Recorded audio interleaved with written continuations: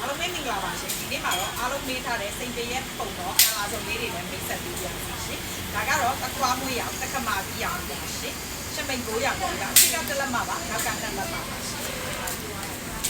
ဒါလေးကတော့ရွှေရောင်မှရွှေရောင်ဆိုတဲ့ customer တွေအတွက်ပါရှင်ဒါလေးကတော့ဒီပင်ရောင်ကလေးပါရှင်သူကအရှိကတလက်မှာအနောက်က2လက်မှာဆိုရင်8500ကျပ်တင်မှာဖြစ်ပါတယ်ဒါလေးကရင်ငွေနှင်းစီရောင်ကလေးပါဒီလိုမျိုးဒုအနိတ်ကလေးဆိုရင်9500ကျပ်တင်မှာဖြစ်ပါတယ်ရှင်ဝီစာမီယူနဲ့လိုက်ဖက်တင်တဲ့စီတဲ့အနက်ရောင်ကာလာလေးလည်း AC ကနက်ဆိုင်မှာရရှိနိုင်ပါတယ်ရှင်ဒါလေးကတော့ငွေနှင်းရောင်ခဲပြီးတာကလေးပါရှင်ဝီစာမီယူလိုက်ဖက်တင်တဲ့စီကလည်းဈေးနှုန်းက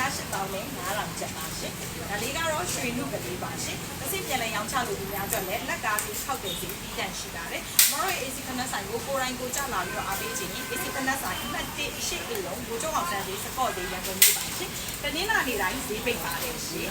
နောက်ဗီဒီယိုလေးတွေမှာပြန်လဲဆိုပြမယ်နော်အားလုံးပဲစိတ်ချမ်းသာခြင်းကိုယ်ချမ်းသာခြင်းနဲ့ပြည့်စုံပါစေတတ်တာပါရှင်